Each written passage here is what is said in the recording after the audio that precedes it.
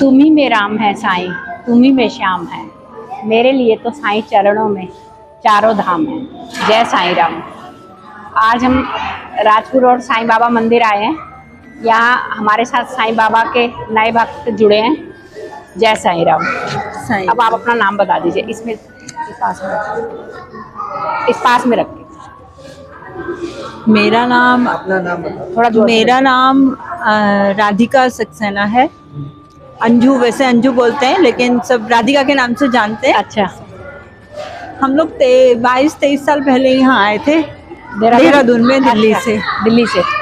तो सबसे पहला अनुभव जो था, जब हम लोग ट्रक लेकर यहाँ आ रहे थे तो रास्ते में बात चलती आ रही थी कि कहाँ रहना, कहाँ है आपका घर, राजपुर रोड में है। लेकिन वो ड्राइवर बात करते करते करते करते हम लोग आ गए। जब हम लोग उधर शेषधारा की साइड आ गए पीछे, तो मालूम पड़ा कि शेषधारा, अरे कहाँ जाना है। हमने कहा भैया हमें तो राजपुर रोड जाना था। तो उसने बोला कोई बात नहीं। हम लोग वहाँ से पीछे से घूम कर आए तो सामने मंदिर को देखते ही एकदम से लगा कि हमें कोई वेलकम करे। तो आप पहले से मानते थे बाबा को? हाँ, बचपन से। अच्छा, साईं बाबा को मानते हैं। मैं जैसे यहाँ से उतरी, ऊपर आई, शाम के 4 बज रहे थे। जैसे ही मैं आई तो पंडित जी ने मुझे नारियल, फूल, बड़ी वाली माला निकाल के मेरी झोली में डाल दी। वो मेरा सबसे पहला वाला अनुभव था यहाँ देहरादून में आने का। तो उसके बाद एकदम से मुझे लगा कि बाबा ने वेलकम किया। फिर हमारा एक रूटीन बनाया। हम लोगों ने सुबह 4 बजे हम लोग घर से, राजपुर रोड से पैदल मंदिर आने का। एक घर पास में ही है? नहीं, Rajpur road Jaswant model school है, उसके सामने हम लोग डेली पैदल आते थे। सुबह आते थे स्नान के समय पे। एक दिन जब हम आए, सीढ़ी पे ऊपर चढ़ रहे थे तो बाबा वहाँ जो बाहर मांगने वाले बैठते हैं ना, वहाँ बैठे हैं। एक ऑरेंज कलर का वो पहना था। खुद साईं बाबा बैठे हैं? नहीं, वो एक भिखारी, कोई बाबा बैठे हैं। एक बाबा बैठे हैं। उन्होंने मुझे ऐसे करके बुलाया हमें। मैंने इनकी साइड देखा, इन्होंने मेरी साइड देखा। तो वो उनके पास गए। मैंने कहा वो बुला रहे हैं। हम उनके पास गए तो उन्होंने क्या किया, अपने झोले में हाथ डाला और बोले बताओ इसमें क्या है। 2 मिनट चुप रहे तो बोले बताओ क्या है। तो सडनली मैंने बोला बाबा। उन्होंने वो इतना बड़ा डब्बा निकाला, उसमें संगमरमर के इतने बड़े बाबा थे। वो उन्होंने निकाल के मेरे हाथ में दिए और बोले हम शिरडी गए थे, ये हम आपके लिए लाए हैं, ये हमने सोचा आपको देंगे। जब मैंने खोला ना, हम पागल हो गए। उन्हें देख, मैंने इनको कहा, उन्हें कुछ दो। बोले नहीं मुझे कुछ नहीं चाहिए, ये तो मैं आपके लिए लेके आया। वो आज भी खुद आया। वो आज भी मेरे घर में इतने बड़े बाबा रखे होंगे, वो आज भी हमारे घर हैं। फिर हम लोगों ने लाए, स्नान किए। वो बाबा हमें उस दिन दिखे थे और आज तक हमने कभी नहीं देखे। अच्छा, कभी नहीं देखे। वो खुद जैसे बाबा ही थे जो हमारे पास। उसके बाद बहुत बार उतराव चढ़ाव आते चले गए। लाइफ में चल रहा है अभी भी, लेकिन कभी कभी लगता है सब कुछ खत्म। हाँ, पर बाबा संभाल लेते हैं। क्या बताऊं, नहीं बता सकती। आप उनको दे दीजिए माइक। ओम साईं राम। जय आप साईं अपना राम। नाम बता दीजिए। मेरा नाम संजीव सक्सेना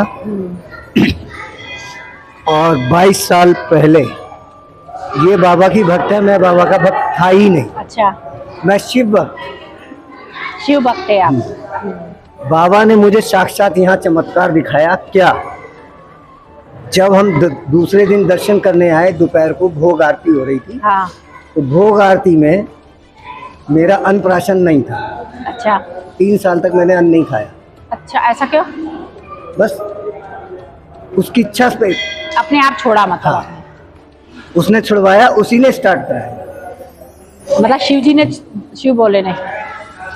यहाँ आया तो जो भोग की थाली थी वो पंडित जी ने इनको दी। इनके मन में आया कि मैं वितरण कर दूं। पंडित जी बोले नहीं, उनके लिए है। मतलब बाबा जानते थे कि आपने 3 साल से? हाँ। दोबारा वो मेरा अनव्रत यहाँ टूटा और उसके बाद जब मेरे को यही रहता था कि बाबा मैं आपके शिरडी कैसे आऊँ, बाबा मैं आपके शिरडी कैसे आऊँ। अच्छा, बादलों में मैंने बाबा को देखा, घोड़े पे भी मैंने बाबा को देखा। मतलब मेरा ये- आपके मन में बाबा ही बस गए। हाँ। और हर जगह आपको बाबा दिखने उस लगे। दिन से बाबा बस गए। अब मुंह से भजन करना एक अलग चीज है, लेकिन वो जो श्वासों का भजन है हाँ। वो यहाँ बार बार खींच के लाए। मात्र 2,500 रुपया लेकर के मैं इस शहर में आया था। अच्छा, उसने उस 2,500 को 2.5 लाख तक कोई पहुंचाया, 25 लाख पहुंचाया, हाँ। 50 लाख पहुंचाया, और आज फिर मैं 0 पे हूँ। अच्छा, ऐसा क्यों? बार बार परीक्षा लेता है वो। पता नहीं, बस वही बाबा ये कहते हैं कि मेरे से विश्वास बनाए रखो। आप कहेंगे हम अपनी बिटिया को बंद करके आते थे पैदल। अच्छा, एक बार की बात बताती हूँ अच्छा, मैं आपको। अब बोलो। हम लोग जब सुबह आया करते थे ना, तो बेटी मेरी 3 साल की थी, तो हम सोचते थे वो पैदल कहाँ आएगी, हम उसे सोता हुआ छोड़ के आते थे, तो बाहर से कुंडी मार के आ जाते थे और लैंडलॉर्ड को बॉल आते थे कि वो सो रही है। एक बार ऐसे ही हुआ, हम उसे सोता हुआ छोड़कर आ गए। जब हम यहाँ से गए तो जाकर, सर्दियों के दिन थे, रजाइयाँ उठाई, तय लगाई, समेट दी। शाम को निकाला तो इन्होंने जैसे पैर डाला ना, तो वो आप यकीन नहीं मानोगे, वो कम से कम इतनी सारी रजाई पूरी जली हुई थी। ओहो। तो इन्होंने मुझे बोला कि ये तुम सिल नहीं सकती हो क्या? उनका क्या मतलब? बोले ये रजाई फटी हुई है। मैंने कहा नहीं, रजाई कैसे फटी होगी? जब मैंने उस रजाई को खोल के देखा ना, तो वो इतनी रुई पूरी सुलगी हुई थी, कवर जला हुआ था, कवर भी और रुई भी पूरी सुलगी हुई थी, वो पूरी रुई जली हुई थी और बुझी भी हुई थी। सडनली हमें हैरान किया ऐसे कैसे हो गया। हाँ। मैंने बेटी को बुला के पूछा, वो छोटी सी ही रही, 3 साल का बच्चा। हाँ। और मैंने, आप ये देखो, बेड पूरा जूट का है, उसके टॉयज सारे जूट के रखे हुए हैं, उसमें उसको बेटी भी उसी में थी? बेटी वहीं सो रही थी, मतलब जब वो उठी होगी। तो मैंने उसको पूछा, बेटा ये कैसे जला? तो वो चुप।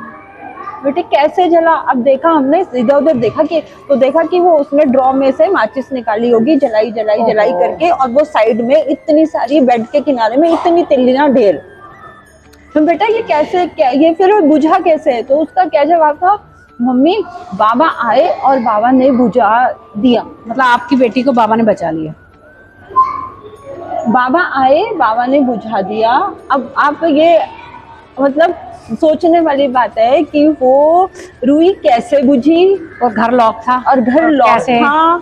अगर वो मान लो कुछ हो जाता तो ना वो बच्चा बचता ना, क्योंकि जूट का गद्दा है, लकड़ी का बेड है, उस पे उसके सारे फॉर्म के टॉयज रखे हैं, और वो उस पर बैठ के खेला उसने, और उसके बाद वो बुझ भी गया, हमने उठा के रख भी दिया।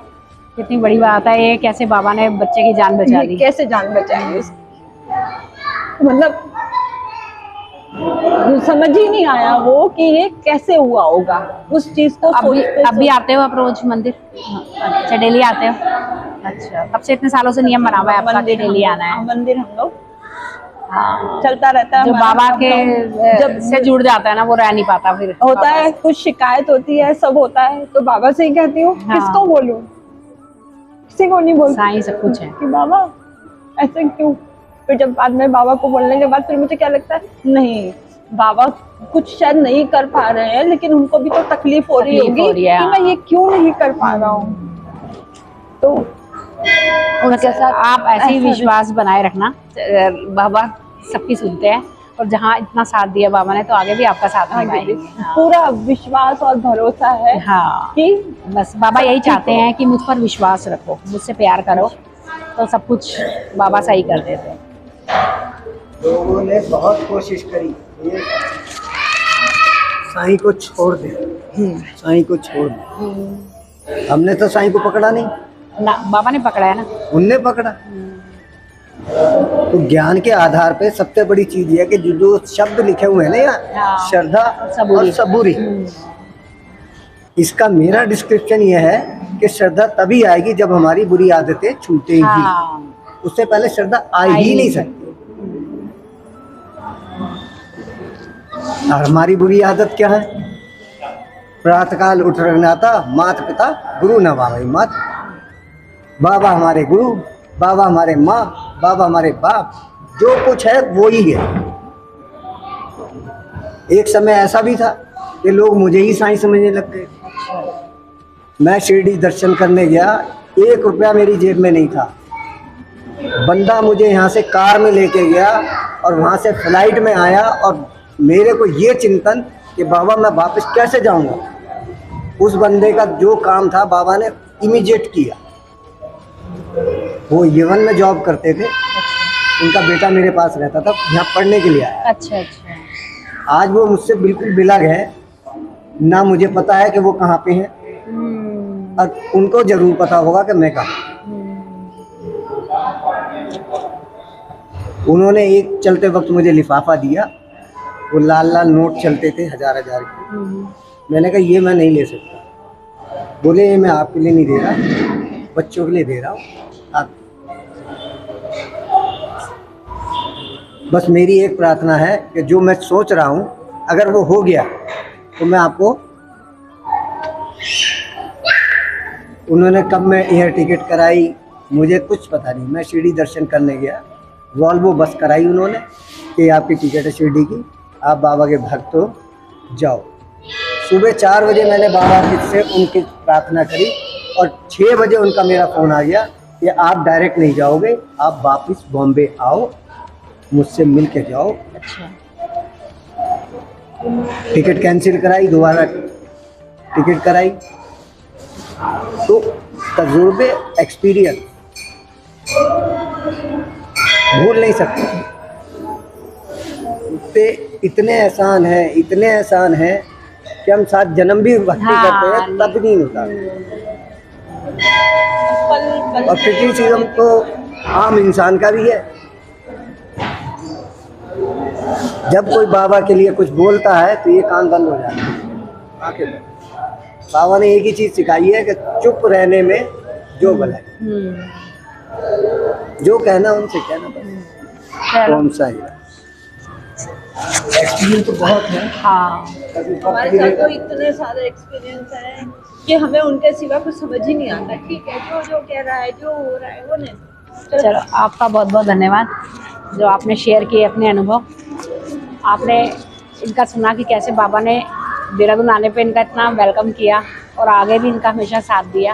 और जैसे ये कह रहे हैं कि मैंने 3 साल तक अनाज ही नहीं खाया, और बाबा जब ये मंदिर आए तो बाबा ने इनको अनाज खिलाया।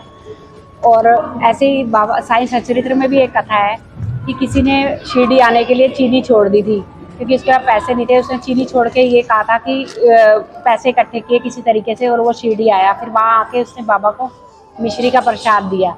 तो बाबा ने फिर जो अपने साथ, मेरे को एक्चुअली नाम तो याद नहीं आ रहा, लेकिन उन्होंने बोला अपने साथ जो बैठे थे उनके भक्त कि आज इसे खूब ज़्यादा शक्कर वाली चाय पिलाना। तो वो हैरान रह गया कि मैं, बाबा को कैसे पता चला कि मैंने शक्कर छोड़ रखी थी। ऐसी बाबा ने इनके साथ भी किया है। तो ऐसी कृपा बाबा सब पर बनाए रखे। और ये वीडियो आपको पसंद आया तो लाइक कीजिएगा, शेयर कीजिएगा, कमेंट करके हमें ज़रूर बताइएगा। जय साईं राम। जय